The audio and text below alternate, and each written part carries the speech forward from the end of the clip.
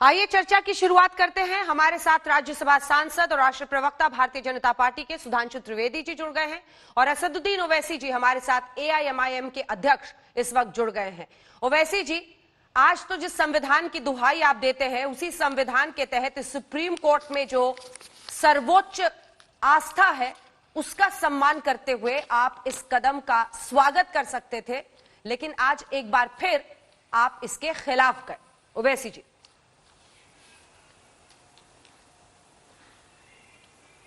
Madam, अगर मैं खिलाफ गया तो फिर आप किसी से कह दीजिए कि मैं सुप्रीम कोर्ट का कंटेम्प्ट किया हूं। मैंने सुप्रीम कोर्ट का कंटेम्प्ट ना कभी किया है ना कभी करूंगा। जब बात कंटेम्प्ट की आप कर रहे हैं तो आप ये भी जान लीजिए कि बाबरी मस्जिद को शहीद होकर कितने साल गुजर गए, अभी तक सुप्रीम कोर्ट में वो कंटेम्प्ट पिटीशन पेंडिंग है और उम्मीद करते हैं कि सुप्रीम कोर्ट जल्द से जल्द उस कंटेम्प्ट पिटीशन की सुनवाई करेगा। मैं शुरू से इस बात को कह रहा हूं कि सुप्रीम कोर्ट का फैसला आखिरी जरूर है, हम सुप्रीम कोर्ट के फैसले को रिस्पेक्ट करते हैं, मगर हम उससे मुत्तफिक नहीं है। अब रहा सवाल आज प्रधानमंत्री का उस फंक्शन में जाना, मैंने 2 प्रोग्राम आपके साथ किए और मैंने हमेशा उस बात को दोहराया कि बेहतर होता कि संविधान की दुहाई तो प्रधानमंत्री दे रहे हैं, मगर संविधान उनसे इस बात का डिमांड करता है कि वो किसी एक मजहब के ना हो जाएं। आज प्रधानमंत्री ने वहां पर जाकर साफ तौर से पूरे देश को बता दिया कि वो सिर्फ एक मजहब के हैं, एक ही मजहब की आइडियोलॉजी को प्रमोट करेंगे। वहां पर भूमि पूजन में हिस्सा लेकर प्रधानमंत्री ने हिंदू राष्ट्र की बुनियाद भी डाल दी वहां पर। और सबसे बड़ी अफसोस की बात तो यह कि कोई प्रधानमंत्री के उस बयान पर कोई ऑब्जेक्शन नहीं ले रहा है कि प्रधानमंत्री आज अगस्त 5 को अगस्त 15 से मिला रहे हैं। कितनी बड़ी तौहीन प्रधानमंत्री ने कर दी देश के उन फ्रीडम फाइटर्स के ताल्लुक से। तमाम लोगों ने मिलकर तो 200 साल के अंग्रेजों की गुलामी के बाद इस देश को आजाद करवाया था और प्रधानमंत्री ने यह जुर्रत कर दी कि 15 अगस्त को 5 अगस्त से मिला दिया। प्रधानमंत्री कैसे कह सकते हैं कि एक मंदिर इस देश का सिंबल है? ना इस देश का सिंबल ना मस्जिद है, ना मंदिर है, ना गिरजाघर है। इस देश का सिंबल इसका भाईचारागी है, इस देश का सिंबल इसका सेकुलरिज्म है, ये इस देश का सिंबल है। मगर प्रधानमंत्री पूरी तरीके से कोशिश कर रहे हैं कि देश को हिंदू राष्ट्र बनाया जाए। और आज आप देखते हैं कि मोहन भगवत किस कैपेसिटी में वहां पर बैठे रहे मैडम, और मोहन भगवत ने क्या कहा? New India. कौन सा न्यू इंडिया? वो न्यू इंडिया जहां पर अक़लियतों के और मुसलमानों की जिंदगी और मौत के फैसले मेजॉरिटी कम्युनिटी करेगी। आप सुप्रीम कोर्ट के फैसले की बात करते हैं मैडम, सुप्रीम कोर्ट ने जब ट्रस्ट बनाने की बात की, क्या सुप्रीम कोर्ट ने कहा कि उसे पॉलिटिशियन को रखें? यह भी तो वायलेशन हुआ ना सुप्रीम कोर्ट के जजमेंट के स्पिरिट का कि पॉलिटिशियंस को वहां पर बुलाया गया है। ठीक है, 3 मुद्दों पर उन्होंने अपनी बात रखी है, जवाब आपको सुधांशु जी देंगे। उनका कहना है कि प्रधानमंत्री आज हिंदू राष्ट्र की नींव रखने के लिए वहां पर गए थे। उनका यह कहना है कि आखिर 15 अगस्त से 5 अगस्त को मिलाकर जब प्रधानमंत्री ने कहा कि आज राम जन्मभूमि आजाद हुई है, तो ये कौन सी आजादी है जिसकी वो बात कर रहे थे? किससे आजादी? और तीसरी बात वो कह रहे हैं कि आखिर किस स्टेटस से वहां पर संघ प्रमुख आज पहुंचे थे? तीनों सवालों का जवाब। तीनों बातों का उत्तर देता हूं। किससे आजादी? अभी असदुद्दीन ओवैसी साहब ने बोला 200 साल की गुलामी। सना 200 साल की गुलामी नहीं है, 1200 साल की गुलामी। पर अफसोस आपकी पार्टी के लोग पहले के 800 साल वालों को तो अपना मानते हैं। तो पूरी गुलामी से मुक्ति सिर्फ 200 साल की गुलामी नहीं जनाब। जब अंग्रेज छोड़ के गए थे तो बड़ी बड़ी मूर्तियां लगी थी किंग जॉर्ज की, क्वीन विक्टोरिया की। भारत के बड़े बड़े चौराहों पे सबको उत्साह पूर्वक उठाकर अलग रख दिया गया और उसकी जगह महात्मा गांधी के अन्य की मूर्ति लगाई गई। किसी ईसाई की भावना उससे आहत नहीं हुई। तो ये अगर गुलामी के प्रतीक का परिवर्तन कम जा रहा है तो ये एक समस्या। अब दूसरी बात, आपने ये बात कही कि कॉन्स्टिट्यूशन, तो मैं ये कहना चाहता हूं संविधान में जो मूल प्रति है, संविधान की मूल प्रति में हर चैप्टर के ऊपर एक चित्र बने। और आप राइट की बात करते हो तो फंडामेंटल राइट के चैप्टर के ऊपर जो चित्र बना है वो भगवान राम, माता सीता और लक्ष्मण का बना है। इसलिए हमारे फंडामेंटल राइट्स की अवधारणा ही वहीं से आती है।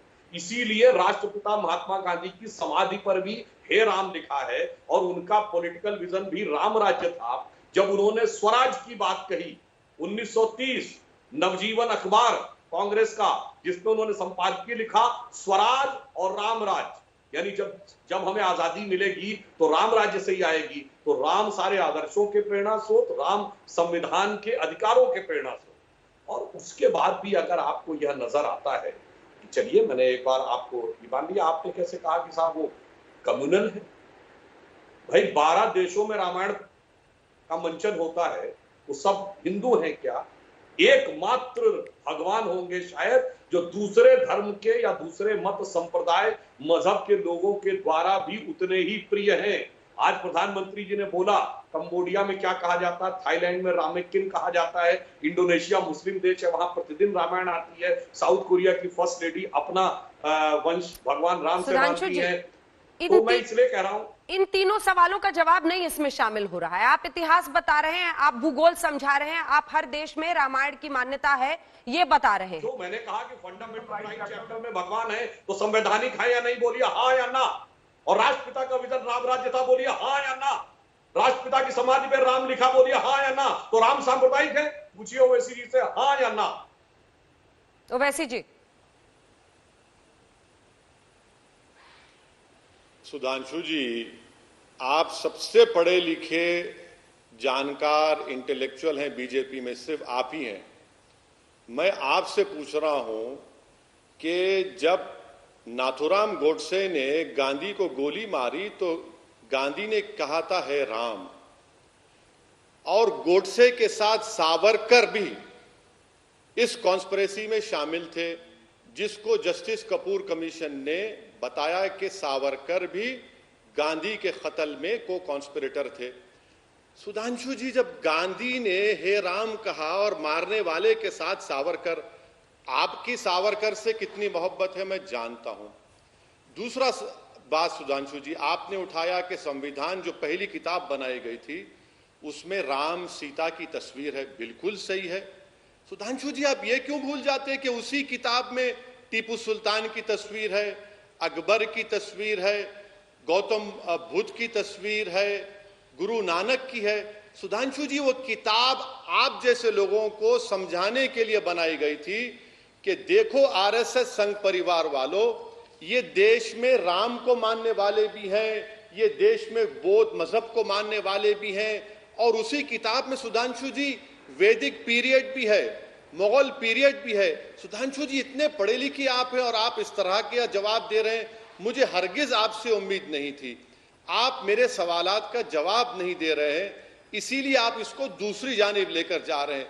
मगर मैं आपका शुक्रिया अदा करता हूं कि आपने अपनी लाइल्मी का इजहार किया है। आपको मैं बताना चाह रहा हूं, आपसे फिर से पूछ रहा हूं कि भारत सरकार का कोई रिलीजन है, बता दीजिए, क्योंकि आप भारत सरकार की तरफ से ही बैठे हैं। क्या नरेंद्र मोदी की गवर्नमेंट का कोई रिलीजन है, आप बता दीजिए। क्या संविधान ये कहता है कि देश का मजहब ये है? नहीं कहता सुधांशु जी। और आप गांधी की बात करते हैं, मैं आपसे गुजारिश करूंगा कि गांधी और के मुंशी की गुफ्तगू को पढ़ लीजिए गुफ्तगू को। सुधांशु जी। हाँ, मैं बताता हूं ओवैसी साहब, भारत की सरकारों का रिलीजन रहा है। और बताता हूं, हिंदू राष्ट्र को नहीं, आंशिक मुस्लिम राष्ट्र को यह है। जब शरीयत के कानून को इंप्लीमेंट करने के लिए सर्वोच्च न्यायालय का नियम बदला गया, तो वो मुस्लिम राष्ट्र की अवधारणा नहीं थी कि तो क्या थी, बोलिए। तब कोई एक शब्द निकला था सेक्युलरिज्म के चैंपियनों के मुंह से कि उस औरत को 80 रुपया नहीं मिलना चाहिए, चूंकि धार्मिक मामला है। तो वो शरीयत का लॉ किसने लागू किया? भारत की संसद ने। यस, आवाज। 4 बीवी का नियम किसने रखा? मुस्लिम पर्सनल लॉ बोर्ड अडॉप्ट किया भारत की संसद ने। अब बोलिए जनाब। और भारत के प्रधानमंत्री स्वर्गीय नरसिम्हा राव ने कांग्रेस में प्रस्ताव पारित करके कहा, तथाकथित बाबरी मस्जिद हम फिर बनाएंगे। जहां तक मेरी जानकारी है, इस्लामी मान्यता के अनुसार गैर मुस्लिम नहीं बना सकता, काफिर को हक नहीं है मस्जिद तामील करने का। मगर मुलायम सिंह यादव ने भी कहा था कि हम मस्जिद बनवाएंगे। अब ये मजहब नहीं दिख रहा था आपको, ये तो मुस्लिम राष्ट्र के अंश दिख रहे थे। बस यही समस्या है। हिंदू राष्ट्र का एक हवा, अरे साहब जनाब ये समझिए, हिंदू राष्ट्र का एक हवा और मुस्लिम राष्ट्र साक्षात दिख रहा है। ये क्या था? ये धर्म नहीं था तो और क्या था मान्यवर? वो कह रहे हैं कि इसलिए मैं कहता हूं, ठीक है, वो कह रहे हैं ओवैसी साहब कि आंशिक मुस्लिम राष्ट्र रहा, मुस्लिम तुष्टीकरण इस हद तक हुआ, शाहबानो का केस उन्होंने कोर्ट किया, और तब किसी भी सेक्युलरिज्म के चैंपियन ने ये बात नहीं की कि कैसे सब कुछ पलट दिया गया इस देश की संसद द्वारा, जो कोर्ट ने कहा था, तब किसी को नहीं समझ में आया। वो कह रहे हैं मुस्लिम तुष्टीकरण की वजह से, शरीयत का नियम लागू करने के लिए पलटा है जी, वो कह रहे हैं मुस्लिम तुष्टीकरण होता रहा तो सब कुछ ठीक था, सेक्युलर था देश। आज जब कोर्ट के फैसले के आधार पर मंदिर बन रहा है तो आपको लग रहा है, सबको लग रहा है कि ये तो अनर्थ हो रहा है। मैडम, आपका शुक्रिया कि आपने उनका सवाल दोहरा दिया, क्योंकि सुधांशु साहब की बात बिल्कुल मुझे आ नहीं रही थी जी। सुधांशु जी, जहां तक मुस्लिम पर्सनल लॉ कानून का मामला है, वो तो हमारे कानून का हिस्सा है ना, वो तो हमारे कानून का हिस्सा है, वो इंडियन लॉ है। आप उस पर क्या करना चाहेंगे, बता दीजिए आप। हमने उसको लॉ माना। आप बात करते हैं शाबानों की। सुधांशु जी, शाबानों का जो उसके बाद जो कानून बनाया गया, उसको सुप्रीम कोर्ट ने एक जजमेंट में उस कानून को माना। सुधांशु जी, आप आज बड़े तैयारी करके नहीं आए हैं। आप 1200 साल की गुलामी करते। सुधांशु जी, आप मैथ्स में इतना वीक क्यों है? अगर आप, चलिए आपकी बात को मान लेता हूं, भाई मुसलमानों ने जो मुगल थे, जो खिलजीज थे, भाई वो 450 साल थे सुधांशु जी। अब आप बताइए कि फिर जो बचे 600 साल हैं, 550 साल है, वो कहां गए? सुधांशु जी, क्या आप ये भी कह रहे हैं कि आप उसको गुलामी का पीरियड मारते? जब बौद्ध मजहब के लोग थे, जैन मजहब के लोग थे, उसको भी गुलामी मानते हैं आप? ये पहली मर्तबा मालूम हो रहा है। और सुधांशु जी, आप एक बात, आप पढ़ के क्यों नहीं आए आज? आप समझ में नहीं आ रहा कि आप इतनी हवाई बातें कर रहे हैं जिनका हकीकत से कोई ताल्लुक ही नहीं है। सुधांशु जी, अरे ओवैसी साहब, हवाई बात मैं कर रहा हूं या आप? मुस्लिम पर्सनल लॉ बोर्ड कब बना था? 1970 की संविधान में था मुस्लिम पर्सनल लॉ बोर्ड। आपने मान लिया ना कि कानून में शरीयत है, तो मेरी बात साबित कर दी। आंशिक मुस्लिम राष्ट्र था, और संविधान में जब सेक्युलरिज्म की बात आई तो अब आइए पढ़ के बात करिए। संविधान सभा ने सेक्युलर शब्द स्वीकार किया था? नहीं। जब उसमें बहस हुई डॉक्टर अंबेडकर की अध्यक्षता में, Loknath Mishra, H.N.. Mukherjee, Pandit Jawaharlal Nehru, constituent assembly की डिबेट पढ़ लीजिए। क्या सवाल आया कि अगर अल्पसंख्यक होगा तो सेक्युलर नहीं हो सकता, क्यों किसी सेक्युलर देश में माइनॉरिटी नहीं होता, और अगर माइनॉरिटी होगा तो सेक्युलर नहीं होगा, सेक्युलर होगा तो माइनॉरिटी नहीं होगा। पर कहा गया माइनॉरिटी रखना है, इसलिए सेक्युलर नहीं रखना है। सेक्युलर 1976 में जोड़ा गया जनाब, आप भूल गए। 42वां संविधान संशोधन, डेमोक्रेसी की हत्या करके सारे के सारे अपोजिशन को जेल में डाल के डॉक्टर अंबेडकर ने कहा था संविधान की प्रस्तावना, प्रीएम्बल ऑफ द कॉन्स्टिट्यूशन, संविधान की आत्मा है। उस आत्मा को बदल दिया गया जनाब। 70 में आया है मुस्लिम पर्सनल लॉ बोर्ड, और आप बड़े एलानिया कह रहे हैं कानून है। तो मेरी बात साबित कर रहे हैं ना कि कानून इस्लामिक नियमों को मान्यता देता है। हिंदू का तो कोई नियम हमने कभी कहा ही नहीं लागू कर रहे। हम तो कहते हैं मॉडर्न लॉ लागू करो। और बड़ी मजेदार बात है साहब, बहुत मजेदार बात है। आप ये बात कह रहे हैं, जो आपने 1200 साल गुलामी की बात कही, आप भी लगता कुछ भूल गए। ये जैन और बौद्ध क्या 1200 साल पहले हुए थे? भगवान महावीर 569 बीसी और भगवान बुद्ध 569, भगवान महावीर 599 बीसी। जनाब 2700-2600 साल पहले हुए थे। और ये गुलामी उस दौर की गुलामी है जब कौन आए? अरब आए, तुर्क आए, अफगान आए, उज्बेक आए, ब्रिटिश आए, डच आए। अगर आप सोच मुझे समझ में नहीं आता उससे क्या रिलेशन। आपके लोग एलानिया कहते हैं कि साहब 800 साल हमने हुकूमत की, तो मतलब आप अपने को उन लोगों से मानते हैं जो तुर्क, मुगल, अफगान, मंगोल, इनसे कोई कनेक्शन मानते हैं क्या? चलिए वर्तमान पर आते हैं ओवैसी जी, वर्तमान पर आते हैं, वर्तमान पर आते हैं। जब आप ये कहते हैं कि मस्जिद थी, है और रहेगी, Indian Muslim personal law board ये कहता है मस्जिद थी, है और रहेगी, तो क्या ये जहर घोलने के बराबर नहीं है? जिस तरह से सौहार्दपूर्ण तरीके से सुप्रीम कोर्ट के फैसले के बाद पूरे देश ने स्वीकारा, और उसी कोर्ट ने कहा है ना कि यहां पर मंदिर बनेगा। क्या आपका सवाल का आखिरी हिस्सा बोलिए। उसी कोर्ट ने कहा है ना कि यहां पर मंदिर बनेगा। उसी कोर्ट ने कहा है ना कि सरकार मस्जिद के लिए अलग से जमीन दे। उसी कोर्ट ने कहा है ना कि सरकार ट्रस्ट बनाए। मस्जिद कैसे है? मैडम, अगर मैंने ये कहा है, सुनिए मैडम, मैं अगर ये कह रहा हूं कि यहां पर मस्जिद है और थी और है और रहेगी, तो ये मेरा राइट है। इसमें कंटेम्प्ट कहां से आ रहा है बताइए आप। और मैं बोलता रहूंगा, जब कभी भी 5 अगस्त आएगा, जब कभी भी 6 दिसंबर आएगा, असदुद्दीन ओवैसी बोलता रहेगा ये बात को। ये उकसाने के बराबर नहीं है ओवैसी जी। ओवैसी जी, आपको टोक कर एक सवाल पूछ रही हूं सर, काउंटर क्वेश्चन है, क्या ये लोगों को उकसाने के बराबर नहीं है? ये एक ऐसा मैटर जिससे अब आगे बढ़ने की जरूरत है, उसमें जहर घोलने के बराबर नहीं है। किसको उकसा रहे हैं आप?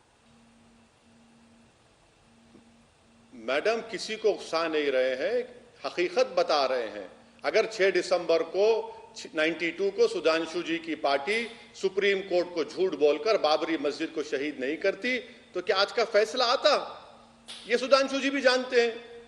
और उमा भारती को बिठा लिए वहां पर जो एक्यूज है उस केस में। मैडम, एक बात प्लीज आप समझिए कि ये मेरा फ्रीडम ऑफ एक्सप्रेशन का राइट है। मैं इसको बोलता रहूंगा, उकसा नहीं रहा हूं। मैं किसी को नहीं कह रहा हूं कि खुदा ना खास्ता लॉ एंड ऑर्डर लो। मैडम, आप जानते हैं, आपके टीवी प्रोग्राम पर आपने कई न्यूज दिखाए हैं कि किसका नाम लेकर, गाय का नाम लेकर लुकमान को मारा गया परसों। कौन किसका नाम ले रहा है? और सुधांशु जी को मैं फिर से समझा रहा हूं, बड़ी इज्जत के साथ उनको समझा रहा हूं कि सुधांशु जी, मुस्लिम पर्सनल लॉ बोर्ड एक सोसाइटी एक्ट में रजिस्टर हुआ, मगर मुस्लिम पर्सनल लॉ है अभी कानून में भारत के। वो शरीयत, आप शरीयत को समझते नहीं है सुधांशु जी, आप शरीयत कहे जा रहे हैं। सुधांशु जी, जैसा हिंदू मैरिज एक्ट है वही सिविल मैटर्स में ये भी है। क्या आप हिंदू मैरिज एक्ट को खत्म कर देंगे? आप बताइए, हिंदू मैरिज एक्ट है नहीं है? क्या आप ये नहीं जानते सुधांशु जी कि हिंदू अनडिवाइडेड फैमिली एक्ट है? उसके बारे में आपकी राय क्या है? मैं आपसे बताने की कोशिश कर रहा हूं कि आपके पार्टी और प्रधानमंत्री ने आज वहां पर जाकर इस बात का सबूत दिया कि उनका मजहब, उनका रिलीजन सब पर सुपर इंपोज करेंगे। प्रधानमंत्री ने 5 अगस्त को 15 अगस्त से जोड़ दिया। आप उस पर कुछ कहना नहीं चाहते। सुधांशु जी, मोहन भागवत वहां पर किस कैपेसिटी में बैठे? यही वो आरएसएस है जिसने विश्व हिंदू परिषद को 1960s में बनाकर राम जन्मभूमि की बात की। उससे पहले तो ना मालविया ने बात की, उससे पहले तो ना के मुंशी ने बात की। सुप्रीम कोर्ट का फैसला है, आखिरी फैसला हम रेस्पेक्ट करते हैं, मगर अगर मैं उससे मुत्तफिक नहीं हूं तो कोई कंटेम्प्ट नहीं कर रहा हूं। क्या सुधांशु जी की सरकार जाकर सुप्रीम कोर्ट से कहेगी कि जो कंटेम्प्ट पिटीशन इतने बरसों से सुप्रीम कोर्ट में पेंडिंग है, क्या उस पर सुनवाई होगी? सुनवाई करवाइए ना, क्यों नहीं करवाते कंटेम्प्ट पिटीशन पर सुनवाई? आप सुधांशु जी जवाब दीजिए। और संघ प्रमुख पर ये दूसरी तीसरी बार वो सवाल पूछ रहे हैं, उसका भी जवाब दीजिएगा। किसका? किस चीज का? संघ प्रमुख किस कैपेसिटी में वहां बैठे? संघ प्रमुख बता रहा हूं, मैं बता रहा हूं। संघ प्रमुख इसलिए वहां थे कि भारत का सबसे बड़ा संगठन यदि आज की डेट में कोई है किसी भी क्षेत्र में, मैं अंजना जी कई बार बोल चुका हूं, वनवासी क्षेत्र में सबसे बड़ा वनवासी कल्याण आश्रम, दलित क्षेत्रों में सबसे बड़ा सेवा भारती, विश्वविद्यालयों में सबसे बड़ा विद्या भारती, विद्यार्थी परिषद सबसे बड़ा धार्मिक संगठन विश्व हिंदू परिषद, और जितने भी अनुसांगिक संगठन हैं, अगर आप देखें वर्ल्ड में कोई एक संगठन नहीं जिसके 30,000 स्कूल हो, वो सब संघ के हैं। तो संघ इस समय सामाजिक जीवन के सबसे बड़े संगठन के रूप में है, तो सामाजिक प्रतिनिधित्व के रूप में था, उसमें क्या समस्या की बात है? इसलिए राम मंदिर के भूमि पूजन में बैठे सुधांशु जी, इसलिए क्योंकि वो सबसे बड़ा संगठन है और वो इसलिए कि वो सबसे तमाम वनवासी इलाकों में काम करते हैं। सबसे पहले राम जन्मभूमि का समर्थन किया था। इनसे पूछिए कि जब आपने स्वतंत्रता आंदोलन में स्वतंत्रता संग्राम सेनानियों को पेंशन दी थी तो सबको दे दी थी क्या? सिर्फ उन्हीं को दी थी ना जो स्वतंत्रता लड़े थे। आप कह रहे हैं कि जो लड़े नहीं थे बल्कि उल्टा खड़े थे, मतलब जो अंग्रेजों के पिट्ठू थे उनको भी स्वतंत्रता संग्राम सेनानी का पेंशन दिया गया था क्या? अब ये सवाल किया गया था कि ये क्यों आके बैठे हैं? ये बताइए ना। महात्मा गांधी के पास पूरी कैबिनेट गई थी। महात्मा गांधी न राष्ट्रपति न प्रधानमंत्री थे, न कांग्रेस के अध्यक्ष थे, न कैबिनेट के सदस्य थे। प्रेरणा के स्रोत थे, संघ प्रेरणा का स्रोत है। अब मैं दूसरी बात कहता हूं, जो इन्होंने कहा कि मस्जिद थी, तो मैं पूरी विनम्रता से कहता हूं ओवैसी जी से कि अगर उनको इस बात का दुख है कि कोई धार्मिक स्थल, वैसे टेक्निकली मस्जिद धार्मिक स्थल नहीं होता है, अगर फिर भी उसको लगता है कि उनको लगता है धार्मिक स्थल टूटने से हमें दुख है, तो वो कहें कि जितने भी मंदिर कश्मीर में तोड़े गए थे वो रेस्टोर करवाएंगे। उसके लिए भी बोला होता। धुबरी बरपेटा से लेके मल्लापुरम तक 92 के बाद जितने मंदिर तोड़े गए, आप कहते हैं कि हाँ ठीक है, उनका भी उद्धार दोबारा होना चाहिए, तो मैं मानता कि ईमानदारी है। और आपके तो सांसद, विधायक और छोटे भाई खुद कह चुके हैं 800 साल जिन्होंने हुकूमत की, तो मैं और किसी की बात नहीं कह रहा हूं, जिन्होंने खुद लिखा तजुके बाबरी में बाबर ने लिखा ये मंदिर मैंने तोड़े, आईने अकबरी में अकबर ने भी लिखा ये मंदिर तोड़े, फतवाए आलमगीरी में लिखा औरंगजेब ने मैंने ये मंदिर तोड़े, फतवते फिरोज शाही में फिरोज शाह तुगलक ने लिखा ये तोड़े, आप कहते हैं वो भी बहाल कर दो, ओवैसी जी तब तो हम मानते हैं कि ईमानदारी है, अन्यथा वो सब तो रहेंगे और यथावत। और एक में आप कहेंगे, और फिर मैं ईमानदारी से कहता हूं एक बात और, आपने कहा कि बाबरी मस्जिद की कोर्ट निर्णय दे चुका है, मैं फिर कह रहा हूं और लाखों दर्शक देख रहे होंगे, बताइए बाबर ने कहीं लिखा कि मैंने मस्जिद बनाई? उसने तमाम चीजें लिखी, अपने तजुके बाबरी में लिखा नहीं, हुमायूं नामा में उल्लेख है नहीं, आईने अकबरी में उल्लेख है नहीं, जहांगीर नामा में नहीं, फतवाए आलमगीरी से आता है। और एक विदेशी ट्रेवलर आता है 16808 से 1611, विलियम फिंच, वो कोई इस्लामिक स्ट्रक्चर का उल्लेख नहीं करता। 1800 में जो जोसेफ टिफेंसलर आता है उल्लेख, ये सारे साक्ष्य कोर्ट में आ चुके हैं। फिर भी अगर आप मानते हैं तो मैंने अपना पहला वक्तव्य दिया, आप उन सारे धर्म स्थलों के लिए एक समान नीति अपनाइए, अन्यथा फिर आप एक आंख से देख रहे हैं। और अंत में फिर कहता हूं, बिल्कुल मुस्लिम पर्सनल लॉ भारत के कानून में मान्यता प्राप्त है और वो विशुद्ध इस्लामिक कानून से चलता है, इसीलिए मैंने कहा भारत आंशिक रूप से मुस्लिम राष्ट्र बनाया गया था। तो वैसे जी इसका जवाब, और प्रधानमंत्री तो खुद कहते हैं सर कि मैं संघ का सिपाही हूं, उन्होंने देश की संसद में कहा है, वो स्वीकारते हैं कि हम सब मिलकर संघ के लिए काम करते हैं, तो इसमें कोई पर्दादारी तो है नहीं। एक के बाद एक हर सवाल का जवाब देता हूं मैडम, क्योंकि वक्त बहुत कम है और आप थोड़ा टेक्निकल डिफिकल्टी से आवाज़ खराब आ रही थी, अब अच्छी आ रही है। जितना मैं सुन पाया सुधांशु साहब का मैं जवाब दूंगा। सुधांशु जी, आरएसएस का जो ओथ है, मैं आपको कोट कर रहा हूं DR गोयल राष्ट्रीय स्वयंसेवक किताब से। क्या आप जब आरएसएस का ओथ लेते हैं तो आप उसमें नहीं कहते कि मैं हिंदू रिलीजन के लिए काम करूंगा, हिंदू सोसाइटी के लिए काम करूंगा, हिंदू कल्चर के लिए काम करूंगा? क्या ये भारत का संविधान क्या ये कहता है? ये क्या भारत के संविधान में हिंदू रिलीजन की बात है, इस्लाम रिलीजन की बात है? अगर प्रधानमंत्री ये कहते हैं कि मैं आरएसएस का स्वयंसेवकी हूं, इस देश का प्रधानमंत्री नहीं हूं, तो प्रधानमंत्री अपने ओथ का वायलेशन कर रहे हैं। प्रधानमंत्री अपने ओथ का वायलेशन कर रहे हैं और वो कह रहे हैं कि भाई इस देश का एक ही मजहब है जो मेरा मजहब है। अब रहा सवाल सुधांशु जी, आप वो तमाम मिसालें दिए, मेरे को एक सवाल का जवाब दीजिए सुधांशु जी, क्या आप काशी मथुरा को भूल चुके हैं? क्या आपके लोग काशी मथुरा के मसले को नहीं उठाएंगे? क्या आप ही के साधु संत ऑर्गेनाइजेशन ने बाबरी मस्जिद के इस जजमेंट के बाद सुप्रीम कोर्ट में केस नहीं डाला कि 1991 एक्ट जो है उसको ख़त्म करिए, वो सेकुलरिज्म के खिलाफ है, जिसको सुप्रीम कोर्ट ने कहा है कि इसका बेसिक स्ट्रक्चर से ताल्लुक है? आप बात कर रहे हैं कि मल्लापुरम से लेकर, सुधांशु जी यही तो हम कह रहे हैं ना कि आज बाबरी मस्जिद की जगह पर प्रधानमंत्री ने जाकर जो भूमि पूजन की, वो तो ये देश को बता रहे हैं कि भैया काशी भी बाकी है, मथुरा भी बाकी है, और वो 50,000 मसाजिद जो किसी जमाने में आपका मानना है कि मंदिर थे, वो सब पर अब बात होगी। यही तो हम कह रहे हैं कि आप इस चीज को इस्तेमाल करेंगे, अपनी कमजोरियों को छुपाएंगे। मेरे सवाल का जवाब आप क्यों नहीं दे रहे हैं कि क्या 5 अगस्त को 15 अगस्त से मिलाया जा सकता है? क्या इस देश का किसी एक मस्जिद और मंदिर किसी इस देश का सिंबल हो सकता है? आप बताइए ना।